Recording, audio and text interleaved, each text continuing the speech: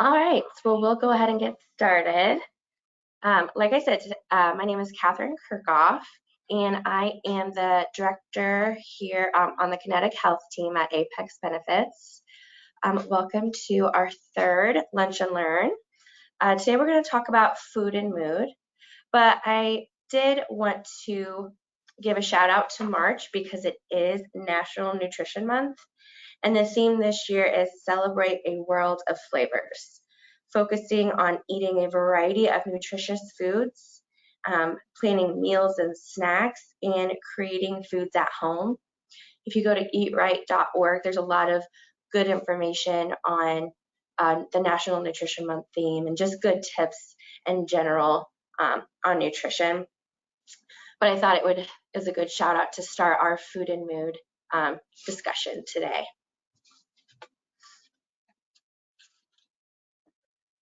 Okay, so today our objectives, just a basic nutrition overview. I think it's really important to get back to the basics.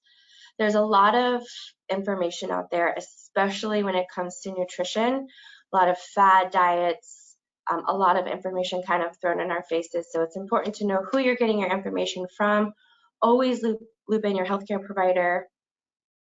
But today is just a very basic nutrition overview, pretty much what our kids are learning in school, my plate. It's going to be very basic.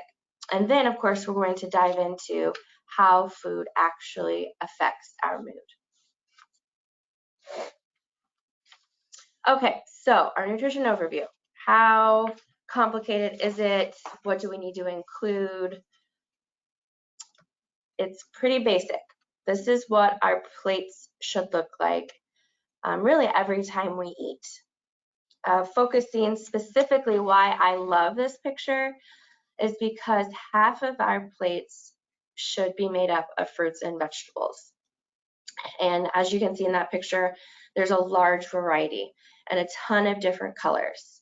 We're kind of going to dive into the importance of fruits and vegetables and what vitamins and nutrients those bring to our bodies. So I'm not going to go into too much detail here, but half of your plate, fruits and vegetables. That's the big takeaway. I will go into detail about the rest of the food groups on our plate. So grains, half of our grains should be whole grains. Each person, give or take, should have about 6 servings of grains a day. 1 slice of bread equals 1 serving. So if we're having 6 servings a day, at least 3 of those servings should be whole grain. Why whole grain? Because you're getting the nutrition associated with that grain, the fiber, all of the nutrients. When we're not eating the whole grain, that grain is stripped of the nutrients we need, and a lot of added processed sugar are included. So things to consider when we're purchasing, to make a meal, really trying to pick those whole grain products. And then protein, things like lean meats and fish, chicken, really trying to limit our red meat to once or twice a week if possible. And then, of course, not to forget the other sources of protein, plant-based protein, things like beans, lentils, tofu, seeds, nuts. Eggs are not necessarily plant-based, but that's also another option too on your protein side. We don't really see dairy on this plate, but I do like to include that. Usually around 3 servings a day, a cup of milk, 1.5 ounces of cheese, cup of yogurt, half a cup of cottage cheese. Those are all serving ideas. And then what I really like about this is that it points out making your water your drink of choice. I think a lot of times we don't realize how much added sugar we can get by our sugary beverages. Things like Coke, Sprite, Pepsi, Gatorade. There's a lot of different cool new drinks out there, but really pay attention to the nutrition label and where it says added sugar. We really don't want to be drinking any of our added sugar because we're getting added sugar in a lot of our daily foods anyway. So really paying attention to that and increasing our water intake is very important. So like I said, very basic. This is what our kids are learning in school. This is my plate. So if we're teaching our kids it. Remember, this is basic. We can do this by going back to just eating whole foods and trying to increase our fruits and vegetable intake. Okay, so mental health. I think mental health has become a very hot topic, which is a good thing. It's an important topic for all ages. I think one thing that the Kinetiq Health can agree on here at Apex Benefits is we are seeing the effects of the pandemic, you know, on all ages. Kids having to be at home, at school, or instead of at school, losing that connection with friends and some family members. It's taken a toll on all of us. And so there's a lot of different stresses in our life to begin with. And the past 2 years has kind of amplified all of that stressors, making mental health more of a topic that I think people can bring up, but it's still happening around us. And some pandemic stats that I think are really important to touch base on. According to a study of 2,000 Americans about their eating habits during quarantine, 37% said they turned to feel-good foods daily. So instead of every once in a while, this was a daily occurrence. And 38% said they ate comfort food every day while they were at home.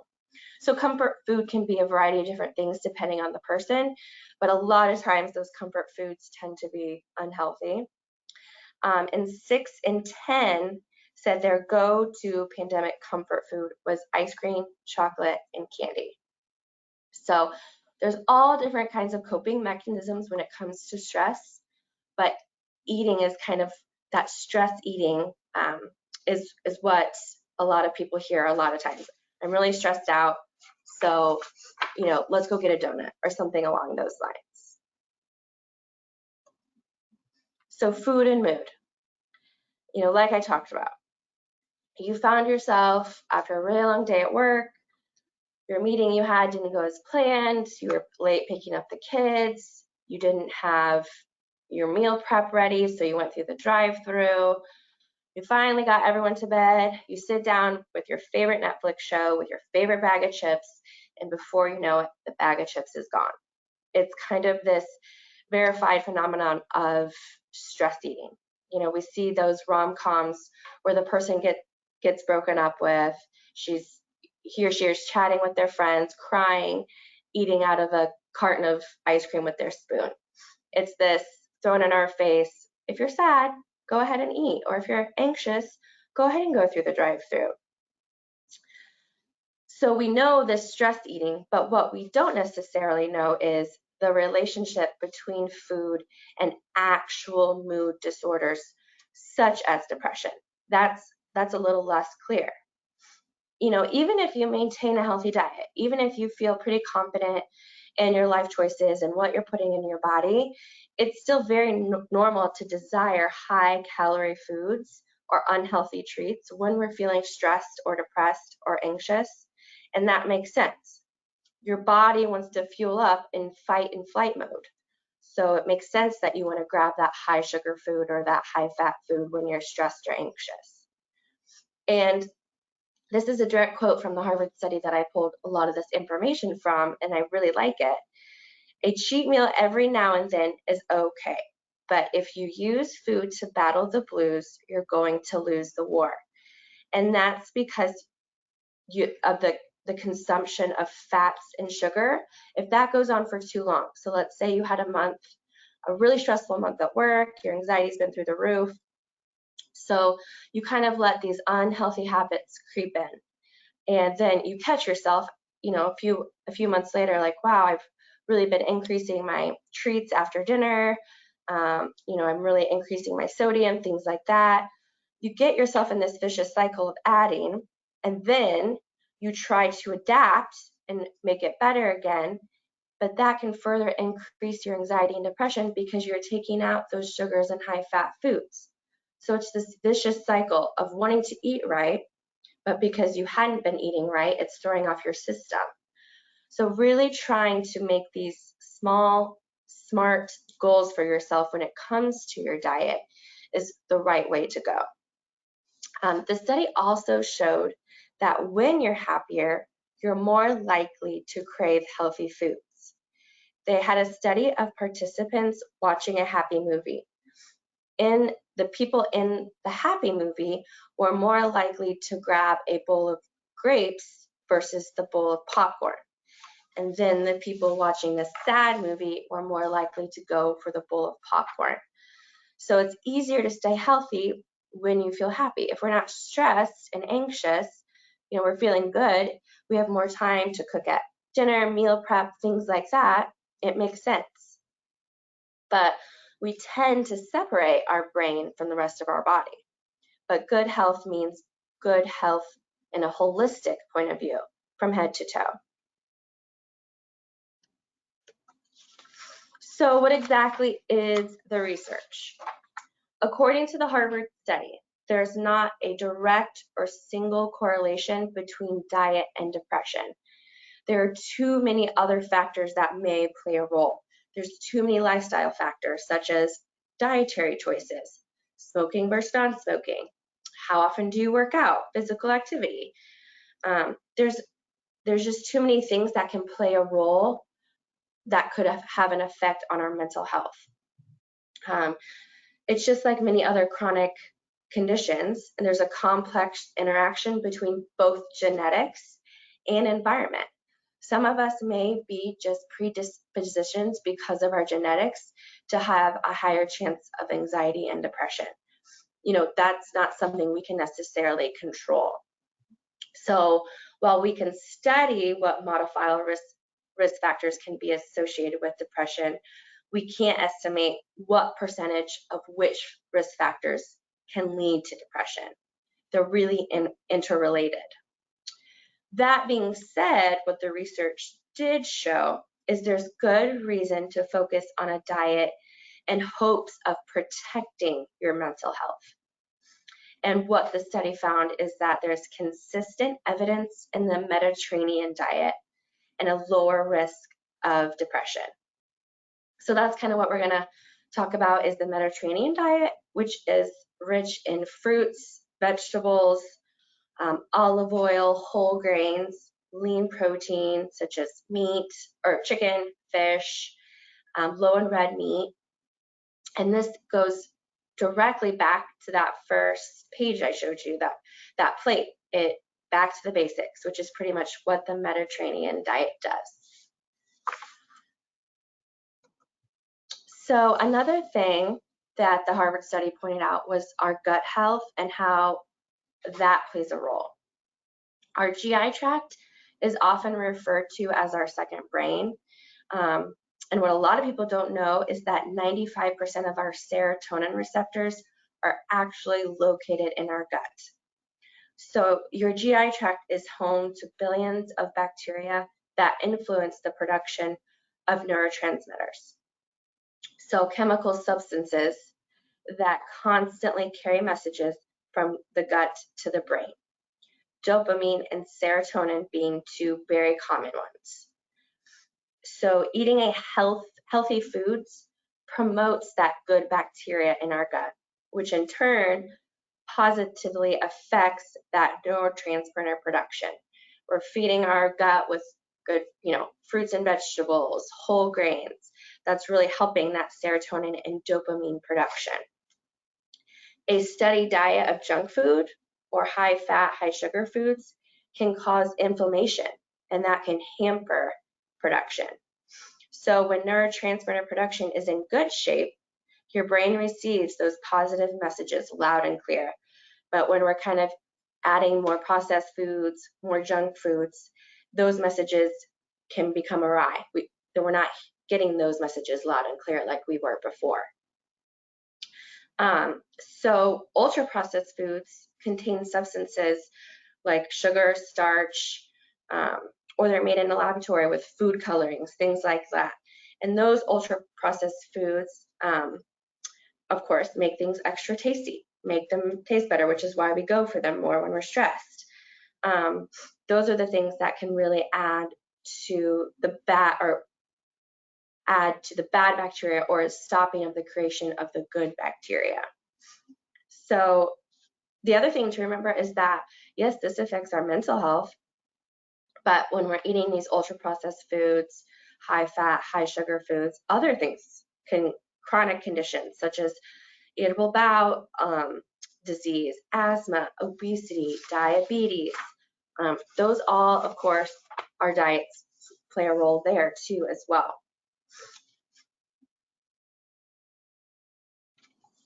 So the gut-brain axis offers us a greater understanding of the connection between diet and disease, but I think it's important that we now include depression and anxiety in those diseases. Eating a healthy, balanced diet, such as the Mediterranean diet, and avoiding inflammation-producing foods may be protective against depression.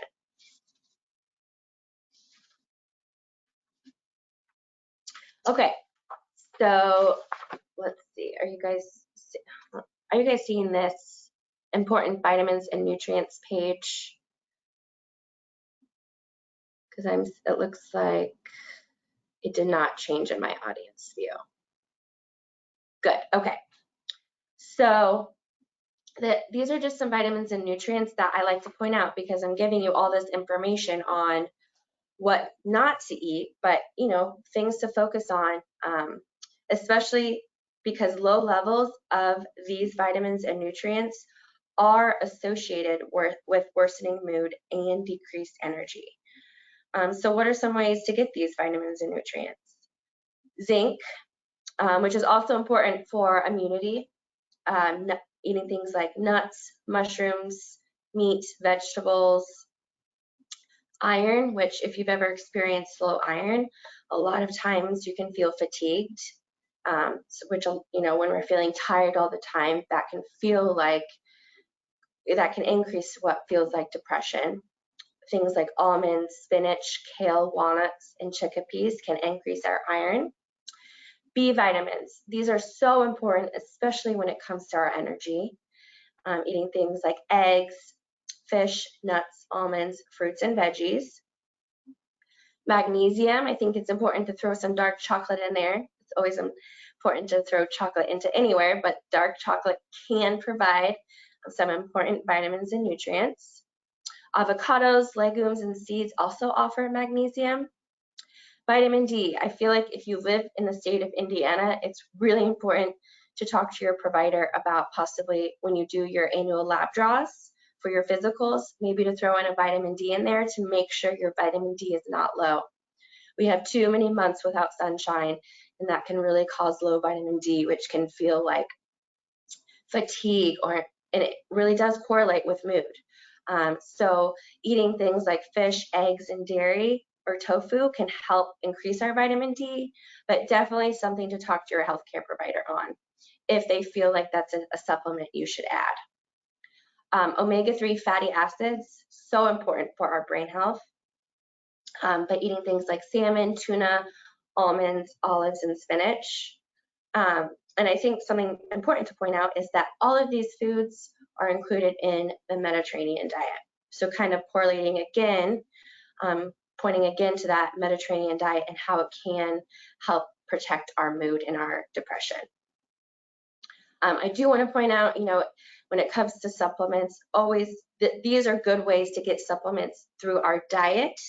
But if there's anything you'd like to add, always talk to your primary care provider, before you do that.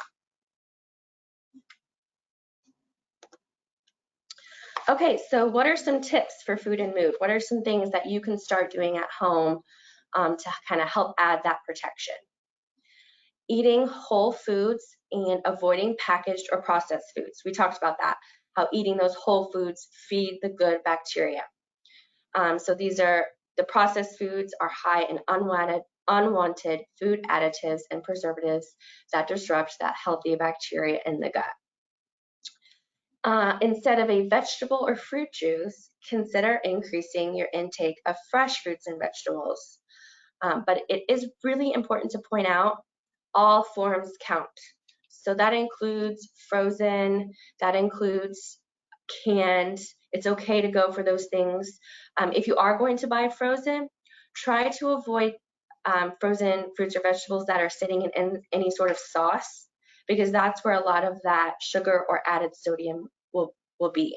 So go ahead and buy plain and then add your own seasonings in your own sauce. Eat enough fiber and include whole grains and legumes in your diet. Fiber, of course, is so important for our GI tract and keeping things regular, which we know is super important. Of course, fruits and vegetables also offer a lot of fiber. Include probiotic-rich foods, such as plain yogurt without the added sugars. So instead of buying the yogurt that comes with all the flavors or the mixed fruit in it, just buy plain and then add your own. Add your own berries, add honey, add cinnamon. That way you know exactly how much added sugar you're actually getting.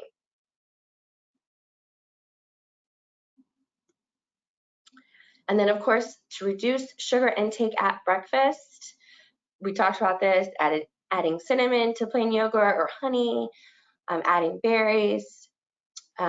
Do like an overnight oats. It's one of my favorite go-tos, super easy. Your whole grain oats in a little bowl or mason jar, adding your preferred milk, whether that's almond milk, regular milk. I love to add chia seeds. I add a little bit of honey, put it in the fridge, and it's grab and go, ready to go the next morning. I enjoy eating it cold, but you can reheat it. And then I'll add my berries that morning as well. So super easy grab and go ideas that kind of help feed that good bacteria, protecting your mental health. And eat a balance of seafood and lean poultries and less red meat each week. So the other thing too to consider is that I've tried to do is do the meatless Mondays idea. So instead of chicken every Monday or fish every Monday, I'll do some sort of vegetarian dish. That's really helped to increase the fiber in our diet as well. If you're not a big seafood person, you just want to stick with those lean poultries, that's perfectly fine too. Maybe something to discuss with your primary care provider on adding an omega-3. Adding a range of colorful fresh fruits and vegetables to your diet. The more colors you see on your plate, the more vitamins and nutrients you will receive. And consider choosing organic. I know organic can be through the roof on price-wise, so if that's not an option, being really thorough on when you clean your fruit, fresh produce when you get home from the store. Okay, so I did want to include some food swaps, just quick tips on if you're craving something, you're really stressed, you really want to go for that bag of chips, go for a handful of nuts instead. It should be about the palm of your hand. It'll give you the crunch you need, but also giving you good fiber and protein as well, instead of the processed bag of chips. If you're doing like a beef or turkey chili, I know we're kind of out of that winter fall time, but if you do, like I said, try to do that meatless Monday idea and swap it with extra beans, making it a veggie chili. We already have our chili beans in there, add some black beans, some kidney beans, really add the protein and the fiber. You don't necessarily always need the meat. White rice, pasta bread, choose the whole grain version. I do have to say I was a little hesitant when it came to pasta. Does whole grain really taste the same? But they've come out with some really good options at the store now for whole grain when it comes to anything, tortillas, crackers, cereal. So really paying attention to that. Our pop and our soda. So if you're trying to limit that or decrease that, try a flavored water. There's so many options now, or seltzers. Like I love a LaCroix. That's what helps me decrease my Diet Coke intake because I love carbonation. So it still gives me that carbonation, which I really like. Adding lemon or limes or any berries to our water. I don't know about you, but sometimes I get in a water rut. It just doesn't taste like anything. So I want something else. That's when I'll add a lemon, and it does make a difference. Instead of fried chicken or any other meat, baked or roasted is the way to go. It's really anything instead of frying it, baked, roasting, sauteing, all good options. I do think it's important to note that when we're making healthy changes, you may find it easier to take it one step at a time, week by week.